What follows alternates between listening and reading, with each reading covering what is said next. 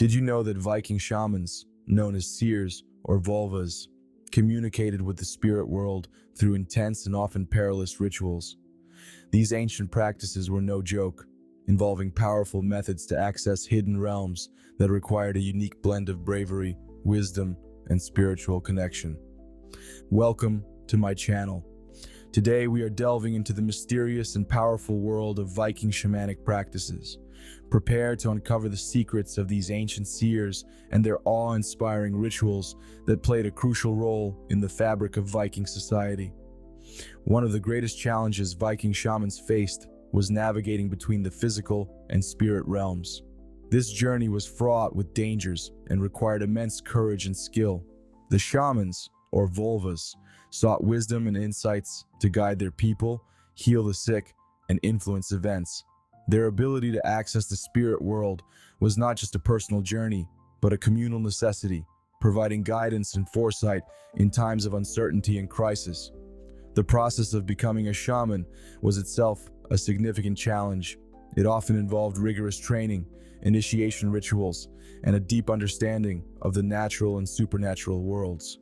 Shamans needed to master various techniques to enter altered states of consciousness, communicate with spirits, and return with knowledge that could benefit their community. To understand Viking shamanic practices, we need to delve into their methods. One of the key practices was Seder magic, a form of sorcery that allowed shamans to see into the future, influence minds, and control the elements. Seder practices are mentioned in various sagas and Eddas, highlighting their importance in Viking culture. Seder magic involved a variety of techniques, including prophecy, healing, and the manipulation of natural forces. The volva would often sit on a raised platform or a specially prepared seat, sometimes referred to as the high seat, to conduct their rituals. This elevated position symbolized their role as intermediaries between the earthly and spiritual realms. Rituals often involved entering trance states, induced by rhythmic drumming, chanting, and sometimes the use of hallucinogenic substances like flyagaric mushrooms. This use of hallucinogens is speculative and often debated among experts. The rhythmic drumming and chanting help to alter the shaman's state of consciousness, allowing them to access the spirit world. The volva typically carried a staff, believed to be a symbol of their authority and a conduit for their magical power. Their ritual garments often included cloaks, adorned with animal skins and feathers, further symbolizing their connection to the spirit world. The practice of Seder is well documented in several historical sources, including the saga of Eric the Red and the Ynglinga saga. These texts describe how the volvas would perform their rituals, often in communal settings, where they would be supported by a group of assistants who helped them achieve the necessary trance state. In the saga of Eric the Red, a prominent volva named Thorbjorg is described performing a ritual during a time of famine. She uses her staff, chants, and drumming to enter a trance and provide prophecies about the future, offering hope and guidance to her community. Another significant aspect of Viking shamanism was the use of symbols and runes.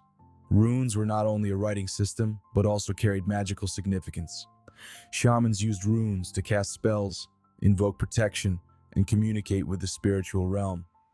The Havamal, a poem in the Poetic Edda, provides insights into how Odin, the chief of the gods, gained knowledge of the runes through a self-sacrificial ritual, emphasizing the deep connection between the divine and shamanic knowledge. Shamans, or volvas, were predominantly women. The term volva itself is feminine, meaning staff bearer. However, men could also practice Seder, though it was often viewed with suspicion and considered unmanly, as described in the Ynglinga saga, where even the god Odin is criticized for his involvement in Seder. The process of becoming a volva could vary. Some were believed to be chosen by the spirits, showing signs of their abilities from a young age, while others might be selected based on lineage, training, or a calling later in life. The training was rigorous, involving learning incantations, rituals, and the use of various tools. The training for a volva was extensive and could take many years. It often began in childhood for those born into families with a tradition of shamanism. Young girls showing potential might be mentored by an experienced volva, learning the secrets of herbs, chants, and rituals. They would need to memorize a vast array of incantations and learn the symbolic meanings of various runes and tools. Initiation rituals for volvas could be intense, involving fasting, isolation, and challenging physical ordeals designed to test their resilience and connection to the spirit world. These rites of passage were crucial for proving their ability to handle the demands of their role. The question of sacrifices in Viking shamanic practices is complex. While animal sacrifices were common in various Norse religious practices, human sacrifices were much rarer and often associated with more significant religious events or crises. There is some debate among scholars about the extent to which these sacrifices were practiced by volvas specifically. Some sources suggest that volvas might oversee or participate in sacrificial rituals to appease the gods or spirits, but much of this may have been exaggerated or misunderstood by later Christian commentators who viewed pagan practices through a lens of moral condemnation. Viking shamanic practices were not daily occurrences. They were typically performed during significant events, crises, or times of communal need. For example, rituals could be held to predict the outcome of a battle, ensure a good harvest, or address a community's health issues. These events were often communal, with the volva supported by helpers, including drummers and chanters, who assisted in creating the necessary atmosphere for trance induction. However, some rituals could be private, conducted by the volva alone, or with minimal assistance, especially if the matter was personal or required a more intimate setting. The setting varied from open fields to specially prepared ritual spaces within homes or sacred groves. While many rituals were communal, involving the participation of the community and helpers, there were also private practices. These private rituals were often more personal, addressing individual needs or specific issues that required the shaman's attention. The distinction between communal and private practices highlights the flexibility and adaptability of Viking shamanic practices to meet various needs. The climax of these practices occurred when the shaman successfully connected with the spirit world.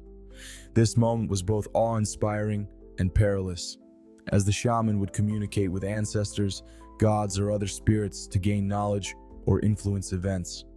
Successful connections could provide invaluable guidance, foretell the future, or even alter the outcome of battles.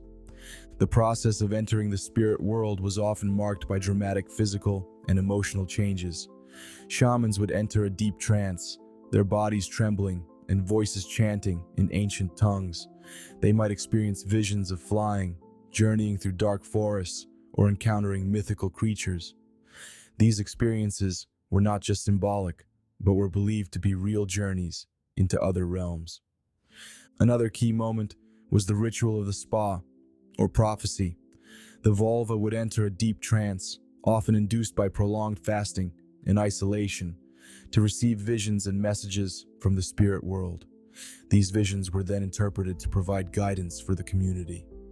The Ynglinga saga describes how the shaman king Odin would sit in trance, receiving wisdom and prophecies from the spirit world, which he then used to lead his people.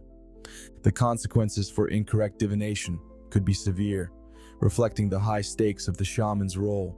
If a volva or seer provided a prophecy that did not come true, it could lead to a loss of trust and respect within the community. In extreme cases, it could result in punishment or even death, particularly if the incorrect prophecy had dire consequences for the community, such as leading to a lost battle or a failed harvest. One notable example of severe consequences for incorrect divination is found in the story of the Battle of Stamford Bridge in 1066. Before the battle, the Viking king Harald Hardrada consulted his seer, who predicted victory. However, the Vikings were defeated by the English forces, and Hardrada was killed. Although the specific punishment for the seer is not recorded, the failure of the prophecy would have significantly impacted the seer's reputation and possibly led to retribution. Another example is the Gulvig saga, where a seeress named Gulvig provided prophecies that led to discord among the gods. As a result, she was burned 3 times and reborn each time, symbolizing the severe consequences for causing turmoil through incorrect or contentious prophecies. In summary, Viking shamans played a crucial role in their society by bridging the gap between humans and the divine. Their practices were powerful, complex, and often dangerous, but they were essential for the spiritual and practical guidance of their people. The volvas and their rituals, steeped in mystery and reverence, were vital to the Viking way of life. Their ability to navigate the spirit world provided their communities with a sense of security, direction, and connection to the divine forces that they believed governed their lives. If you found this topic fascinating, make sure to check out our other videos on ancient rituals and practices. Don't forget to share your thoughts in the comments below, and hit the subscribe button for more intriguing explorations of history's mysteries.